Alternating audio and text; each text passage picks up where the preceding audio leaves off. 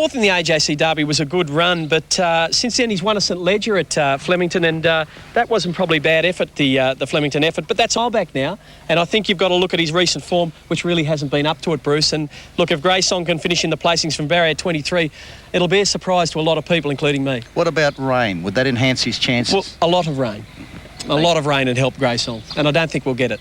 It is Melbourne, Richard, be careful. I know. 22 Thong Classic, well, he's come a long way in 12 months. Last year he ran in the Hong Kong Jockey Club plate on the same day, second to Fields of Omar, not bad form.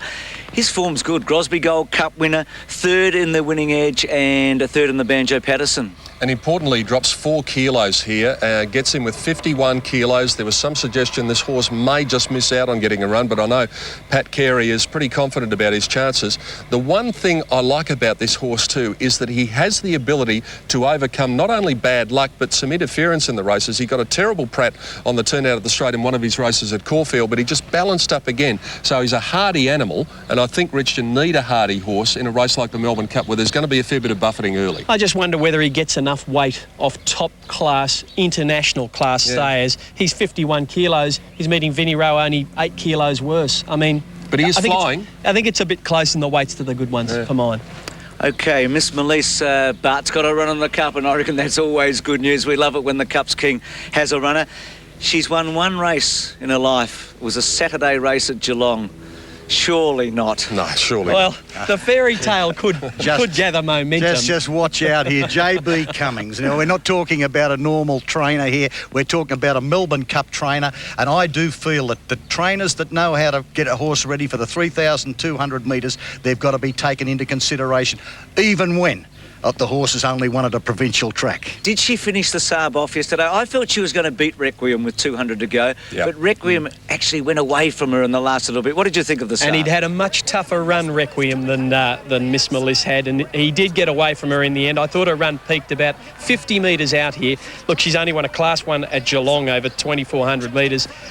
I'd like to think Bart could complete the fairy tale. I'd like to think he could win his 12th Cup, but I think she's making up the numbers. But, Richard, don't you think that horse would improve with the benefit of that run? Requiem was much harder, much tougher, much fitter. She had the scope for improvement. Do you rate her within 10 kilos of a horse like Vinnie Rowe? She did it here. Vinnie Rowe did it in Ireland. That's the difference. Now Requiem on 49, the same as Miss Melissa. It's a lovely weight drop for him after the Saab. His form is excellent. Second to Media Puzzle in the Geelong Cup and wins the Saab. Yeah, and it was only a couple of years ago that Brew went through this race, won, big weight drop going into the Melbourne Cup 3 days later. This horse drops 3.5 kilos, and as we've said, did sit wide throughout the Saab yesterday. Did have cover, but 3 off, but was a really strong staying performance. Now, there he is, by the way, Peter. He's behind us at the moment. There's Requiem as we speak. He's come out for a look, and he looks quite happy. I noticed he was shaking his head at some of Richard's comments before, but then again, aren't we all? But his run was terrific yesterday, and we talked about the form through the Geelong Cup through Media Puzzle. So if we're giving Media Puzzle a great chance, we've got to give Requiem a good chance. Well, just finally, Max, you're very keen on Media Puzzle. I just wonder, from a newspaper, from a story point of view, from an emotional point of view, if Media Puzzle wins the Tui's new Melbourne Cup, how big is it going to be with Damien Oliver? Oh, it's going to be very big, and it's entitled to be big, because if Damien can come back and can do the job, and I'm sure he can, because he's a magnificent athlete, he's got what it takes. I think Media Puzzle's got what it takes too. Max, always great to have you on. Terrific. Max Presnell, and after this break we'll be joined by Sean Bartholomew, who won a few dollars yesterday. If you're watching the coverage you'd know, and Catherine Reid. With 300 metres to go in the 2002 Melbourne Cup, and here come the challengers. Jardines look out a length and a half to Helene Vitality. Oh, here comes Oliver getting to work on the Geelong Cup winner in Media Puzzle. Down the outside, George Hanlon's Rain Gauge with Miss Melisse, and oh, here comes one out of the clouds. Distinctly Secret, third into McKinnon on Saturday, gets up and blows them all away.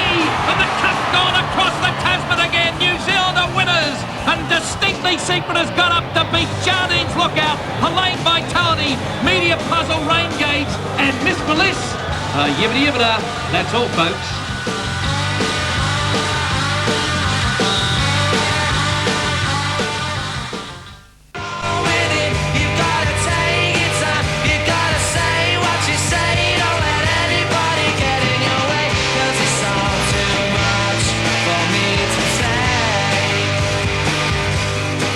I think it's fair to say everyone loves a punt on the Melbourne Cup. Well, our next two guests certainly love a punt. Sean Bartholomew was part of our telecast yesterday in the betting ring with Pat Welsh. He was betting up big and he had a terrific day. He's a professional punter, one of the biggest in Australia. And Catherine Reid, who comes from a long line of bookmakers, is a very successful bookmaker here in Victoria. Welcome to both of you, Sean and Catherine. Thanks for being part of the preview. Thank you, Bruce. Thank you, Bruce. It was a good day for Sean. What about for you, Catherine, from a bookmaker's point of view? Another bad day for bookmakers. The whole carnival's been quite disappointing for them. A few favourites got up yesterday. We had a roughie in the first, however we didn't hold any money, so we're hoping Cup Day is our way out. Sean, I've never heard a bookmaker say they've had a good day in their life, have you? No, I don't know. I don't think we're going to give anything away. What about the Cup, Sean? Is it the sort of race that you like to bet big in? Yeah, the Cup's a pretty good race to bet up in because there's so many people betting, general public betting on the Cup. People play their birthdays and all sorts of combinations through trifectas, so it's a good race for me to bet in. So what you're saying is there's plenty of mug money? That's what I'm trying to say nicely. Don't we love it? So there's a bit of value left, right and centre. The internationals, I mean, how confusing is that for both of you to try and frame a market and back a winner? Well, it's as hard for us to line up as it is for anyone, I think. I believe that one of the internationals will win the race, and I'm hoping they come up big odds on the tote, which will force the bookmakers to bet big odds as well. Catherine, on a day like Melbourne Cup Day, how many of the $1 and $2 bets would you write, or is it generally the bigger bettors? No, it's funny. With the area I'm in, it's usually the $1 and $2 bets which are placed, which is great because it makes a good book for the bookies. Over the years, Catherine, we've seen some enormous plunges from people like reportedly and reputedly Kerry Packer and Lloyd Williams. Are you expecting to see a plunge, and do you fear a plunge, perhaps from the international punters? Maybe. I think we have bookmakers face plunges nearly every day now from just Australian punters. So I think maybe we will find some plunges there tomorrow from the internationals.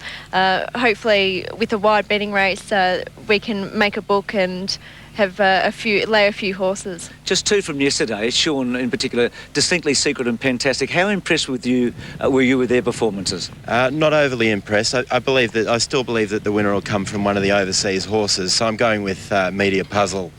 Okay, well, let's look at the odds. Michael Asander's odds, and up the top we've got Puget, who very strong for Jim McGrath today. Beekeeper, Media Puzzle.